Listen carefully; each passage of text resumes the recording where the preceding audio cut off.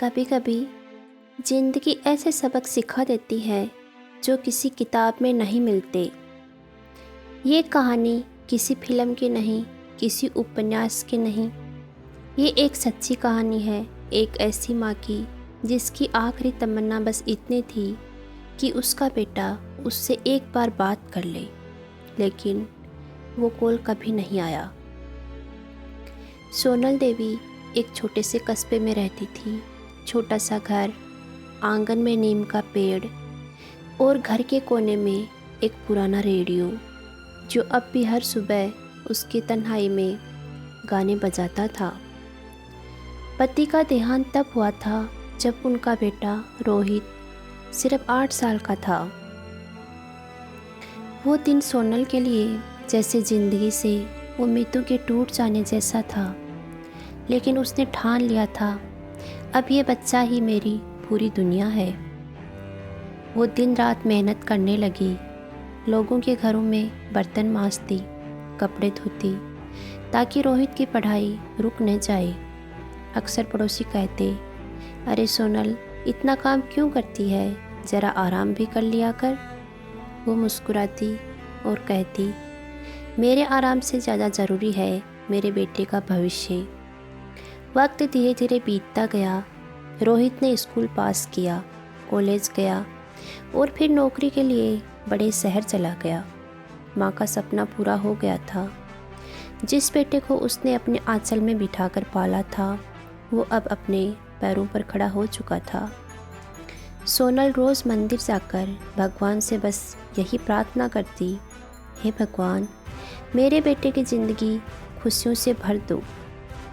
शुरुआत में रोहित रोज़ कॉल करता था, हर रात माँ को बताता कि ऑफिस में क्या हुआ, क्या खाया, कौन से कपड़े धोए, और माँ हर बात ध्यान से सुनती। उसके लिए वो कॉल किसी वरदान से कम नहीं था। वो कॉल उसके दिन की सबसे प्यारी घड़ी होती थी। लेकिन वक्त बीतने के साथ चीज़ें बदलने लगी। अब कॉल कम आने लगे। पहले रोज़ आता था, फिर हफ्ते में 2 बार, फिर कभी कभी, और फिर महीने में सिर्फ 1 बार।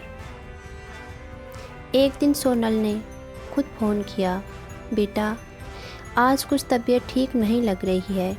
रोहित बोला, अरे माँ, इतना परेशान मत हो, मैं ठीक हूँ, ऑफिस में हूँ, बाद में बात करता हूँ। और कॉल कट गया। उस रात सोनल ने बहुत देर तक फ़ोन हाथ में पकड़े रखा। वो सोचती रही, शायद बेटा बाद में कॉल करेगा, लेकिन फ़ोन नहीं बजा। धीरे धीरे महीनों निकल गए। पड़ोसी लोग आते जाते कहते, अरे सोनल दीदी, रोहित आता नहीं अब। वो मुस्कुरा देती और कहती, बेटा बहुत व्यस्त है, शहर में काम बहुत होता है। उस मुस्कान में एक सन्नाटा था जिसे कोई सुन नहीं पाता था। फिर एक दिन सर्दियों की सुबह, जब कोहरा चारों ओर फैला हुआ था, सोनल के शरीर में तेज़ बुखार चढ़ गया। उसने डॉक्टर को दिखाने से मना कर दिया। पड़ोसी बोले, अस्पताल चलो। वो बोली, नहीं, ठीक हो जाऊंगी, बस बेटे की आवाज़ सुन लो तो सब दर्द उतर जाएगा। लेकिन वो कॉल फिर नहीं आया। तीसरे दिन हालत और बिगड़ गई। उसे अस्पताल ले जाया गया। डॉक्टर ने कहा, बहुत देर हो गई है।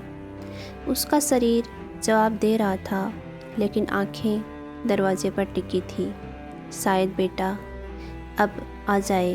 और उसी रात उसकी सांसें थम गई, लेकिन उसके चेहरे पर अब भी मुस्कान थी, जैसे वो सोच रही हो, शायद मेरा बेटा अगली सुबह आएगा। लेकिन अगले दिन सुबह रोहित को एक अनजान नंबर से कॉल आया।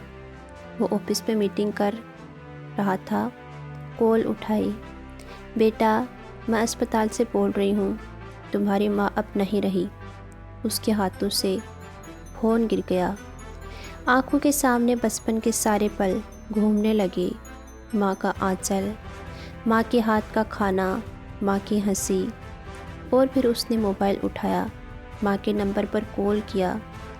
स्क्रीन पर लिखा था missed call yesterday at 45 PM। वो कॉल जो उसने रात को नहीं उठाया था वो उसकी माँ की आखिरी कॉल थी। कभी कभी ज़िंदगी इतनी तेज़ भाग जाती है कि हम उन लोगों को भूल जाते हैं जिन्होंने हमें चलना सिखाया था। हम सोचते हैं कल बात कर लेंगे, लेकिन कभी कभी वो कल कभी नहीं आता। रोहित अब हर शाम उसी पुराने घर आता है, माँ के कमरे में बैठता है, उस पुराने रेडियो को चालू करता है जहाँ अब भी वही गाने बजते हैं, माँ तुझे सलाम। हर बार वो फ़ोन उठाता है, माँ का नंबर डायल करता है और स्क्रीन पर आता है नंबर नॉट रीचेबल।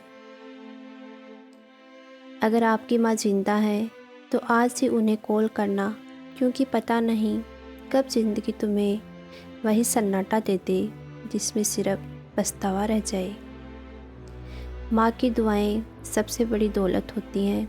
उन्हें पाने के लिए तुम्हें बस एक कॉल करनी होती है, वो कॉल जो शायद किसी की आखिरी ख्वाहिश बन जाए।